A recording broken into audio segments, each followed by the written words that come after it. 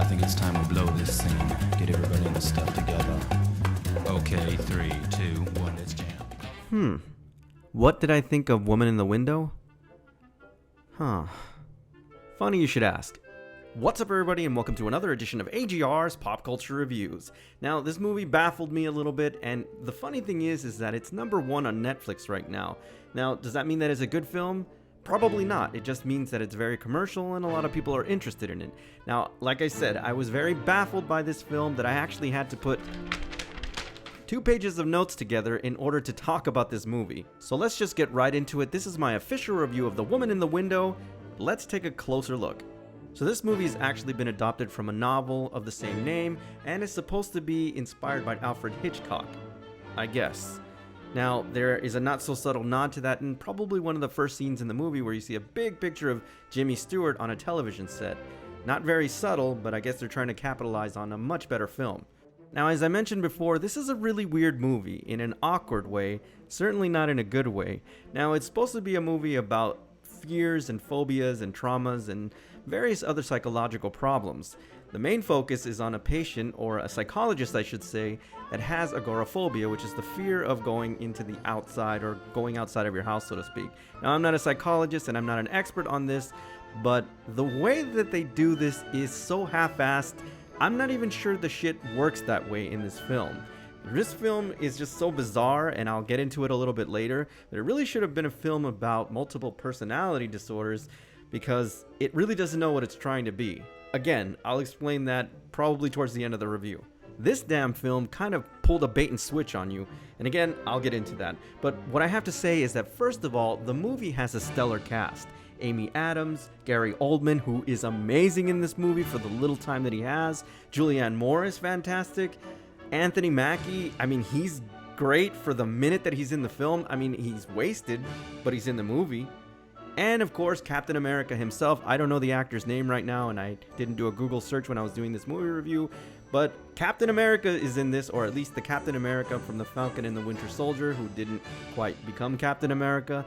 If you guys seen the series, you'll know what I'm talking about. And no disrespect to the actor who plays Captain America in the Falcon and the Winter Soldier. I actually have it in my notes in parentheses here to look up his name. I forgot to do it. I will preface this review that a lot of the characters in this movie make absolutely no sense, especially their motivations and what they're doing. First of all, God, I don't even know where to start, but there are so many MacGuffins, so many conveniences, so many contrived conveniences in this movie that, you have to suspend disbelief a little bit. So of course, I'm going to try to stay away from spoilers, but there are a couple things in this movie that are kind of a big issue that we do have to talk about. And I'm not a psychologist, guys, but I have an IQ above 80, and I did go to school for a couple years, so there's that. But again, surrounding the actual phobia itself, I'm not sure the way that they portrayed it in this movie is how that shit works. And they don't really explain the history of this patient psychologist. Now, here's the thing. Yeah, she makes a declaration that she has an anxiety disorder, but again, what brought this on? And the way that they explain this whole thing, or the lack of the explanation, really makes no sense. The point that I'm trying to make here is the MacGuffins in this movie raise a lot more questions than they answer. Now, that's probably not by design. I just don't think that they did their research on this phobia. Did she always have it? And if she did, then it completely contradicts itself at one point. And the other thing is, was it as a result of the trauma? In looking up some information on this phobia, that's really not how that works. The other thing I have to mention is that it just seems like they invented this phobia for the purposes of the plot in the movie and driving the narrative forward. And that, frankly, is and lazy writing. God damn, I really wish I can spoil this movie. Okay, so I can't spoil it, obviously, but I will say this, and this is one point of contention. The person that she's living with, okay, and again, no spoilers, but if you do have this anxiety disorder and if it's such a big deal in your life, why the hell are you living with this person? I'm just saying. And again, this is one of the first of many MacGuffins in this movie that make no sense and is really there just for convenience. Obviously, you guys know where this is going. I'm going to continue to crap on this film, but before I get into all that, let's talk about what the movie does right. So there are a couple things that are pretty good about this movie. It does create a sense of tension and atmosphere. I mean, just the visuals themselves, the cinematography is really beautiful. I love the use of colors. the shadows, that was done very well. It does really set the mood. The portrayal of somebody living with this disorder, I think, was done very well in terms of the acting, even though I don't think they did enough research on this particular phobia.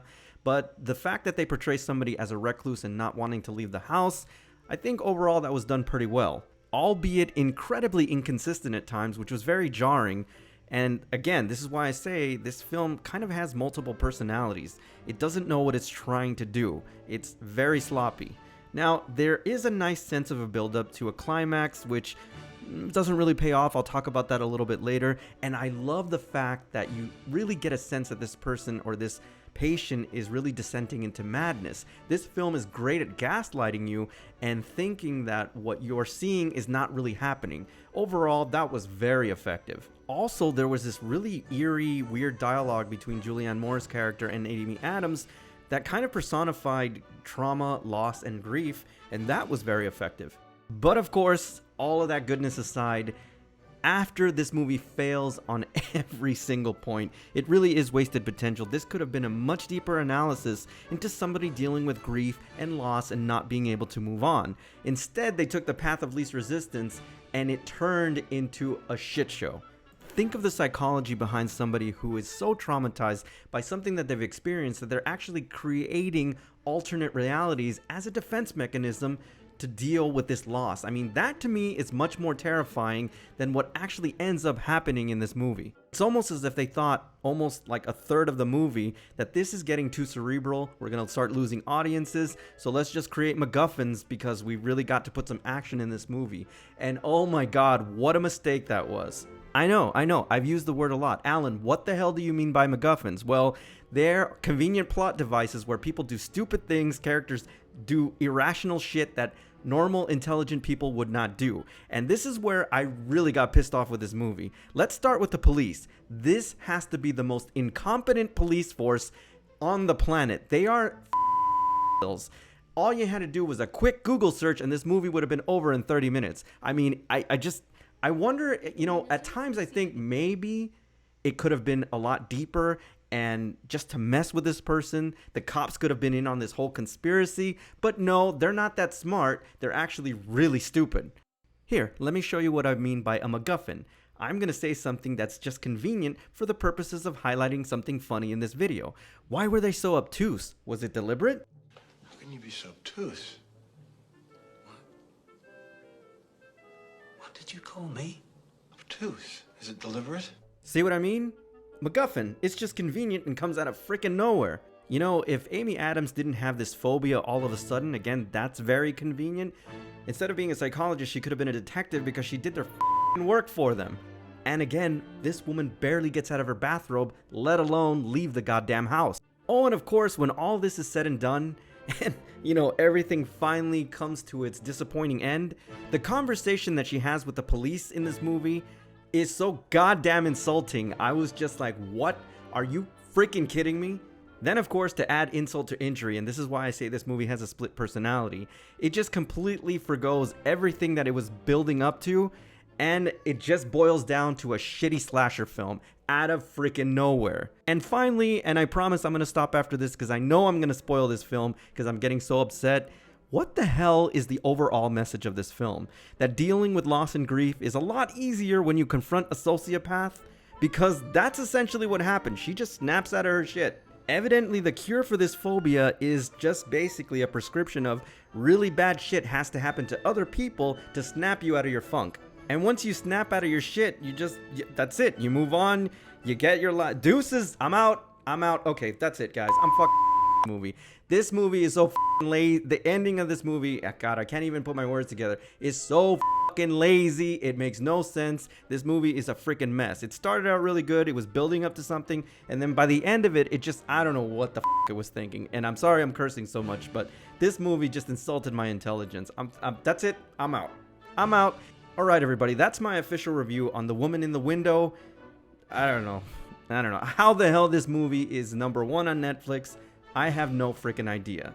As always, I thank you for tuning in, and I'll see you on the next AGR's Pop Culture Reviews.